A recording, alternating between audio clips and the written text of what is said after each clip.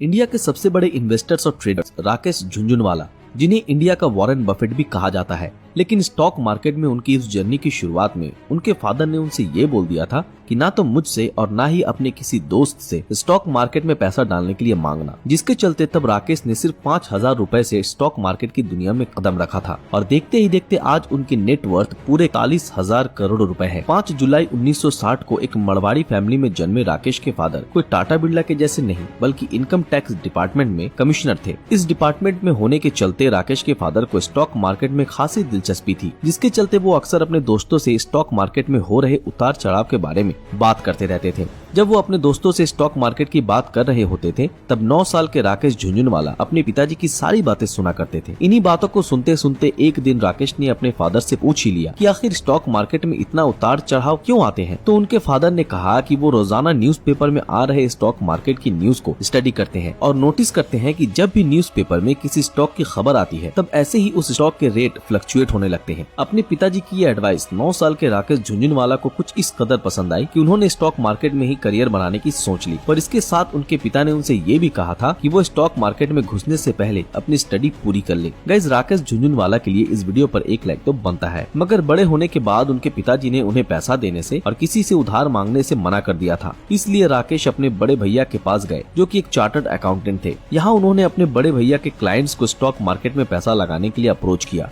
और उन्हें कहा कि वो उन्हें दुगना रिटर्न देंगे। जिसके बाद 2 क्लाइंट्स उनसे अप्रोच भी हो गए, जिनमें से एक ने उन्हें 2.5 लाख और दूसरे ने उन्हें 5 लाख रुपए दिए। इतना सारा पैसा आ जाने के बाद राकेश ने 43 रुपए के रेट से टाटा टी के 5,000 शेयर्स खरीद लिए और महज 3 मंथ्स के बाद ही उनके द्वारा खरीदे गए शेयर्स की वैल्यू 143 पर शेयर हो गई, जिससे न सिर्फ राकेश का पैसा 3 गुना हुआ बल्कि उनका ट्रेडर बनने का सफर भी शुरू हो गया। टाटा टी के शेयर्स बेचने के बाद राकेश झुनझुनवाला को अच्छा खासा प्रॉफिट तो हुआ, पर इसके बावजूद भी स्टॉक मार्केट में उनके शुरुआती कुछ साल काफी मुश्किल भरे रहे, क्योंकि इसके लिए उन्होंने बड़ी रिस्क भी ली थी। इनमें से सबसे बड़ी रिस्क थी 1986 में सीसा गोवा स्टॉक्स को खरीदना, जो आज के समय में वेदांता प्राइवेट लिमिटेड के नाम से जाना जाता है। 1986 में ये कंपनी काफी घाटे में चल रही थी, क्योंकि आयरन ओर इंडस्ट्रीज के प्राइसेस काफी लो थे और इसी के चलते हर कोई इस कंपनी के स्टॉक से अपने पैसे बाहर निकाल रहा था। लेकिन राकेश ने ऐसा नहीं किया, बल्कि उन्होंने इस कंपनी के 25 से 26 रुपीस के 4 लाख स्टॉक्स खरीद लिए, इनकी कुल कीमत करीब 1 करोड़ रुपए थी। ये 1 करोड़ रुपए राकेश की पूरी जमा पूंजी थी,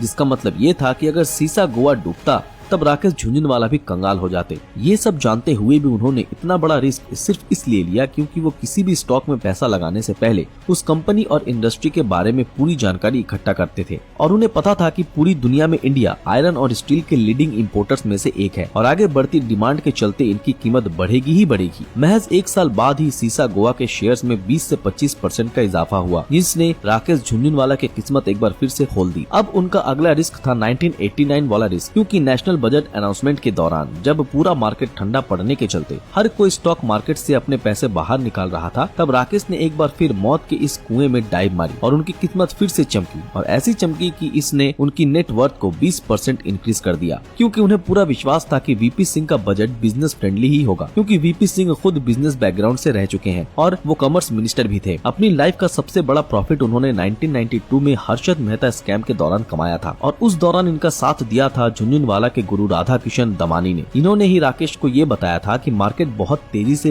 बहुत ज्यादा ग्रो कर रहा है, जो किसी स्कैम की तरफ इशारा करता है और ऐसे में तुम्हें स्टॉक्स को शॉर्ट सेल कर देना चाहिए। दोस्तों, शॉर्ट सेल में आप स्टॉक्स के प्राइस गिरने पर आपको प्रॉफिट होता है, मतलब मार्केट क्रैश में आपको फायदा होगा और इसी स्कैम 1992 में राकेश झुनझुनवाला ने अपनी लाइफ का सबसे बड़ा प्रॉफिट कमाया। उन्होंने 2002 और 2003 में 5 रुपए के रेट से टाइटन के शेयर्स खरीदे थे और फिर कुछ ही साल में उन स्टॉक्स की कीमत 80 रुपए हो गई थी और फिर दोबारा से 30 रुपए पर गिर गई। मगर राकेश अच्छे से जानते थे कि टाइटन और ग्रो करेगी और हुआ भी कुछ ऐसा ही। जिस टाइटन के स्टॉक्स को राकेश ने 5 रुपए में खरीदे थे, आज उस स्टॉक की कीमत पूरे 2,472 रुपए है, जिसके चलते ही झुनझुनवाला ने इससे कुछ ही मिनटों में 900 करोड़ रुपए कमाए थे। उनके मुताबिक बड़े बड़े ट्रेडर्स की स्टॉक इन्वेस्टमेंट को लेकर आने वाली 99% न्यूज फेक होती है, क्योंकि बेफालतू की हाइप क्रिएट करने के लिए फैलाई जाती है। राकेश ने 2003 में अपनी खुद की एसेट मैनेजमेंट फर्म खोली, जिसका नाम रेयर एंटरप्राइज था, जिसका नाम उनकी वाइफ रेखा और उनके खुद के नाम राकेश के शुरुआती लेटर से बने थे। दोस्तों, इसी एसेट मैनेजमेंट फर्म के थ्रू ही राकेश न सिर्फ अपने खुद के स्टॉक्स मैनेज करते बल्कि education, biotechnology, health care, digital entertainment और हॉस्पिटैलिटी जैसे सेक्टर्स में ऑपरेट करने वाली कंपनीज में भी इन्वेस्ट करते हैं। और इसी के जरिए राकेश जी ने बॉलीवुड में भी अपना हाथ आजमाया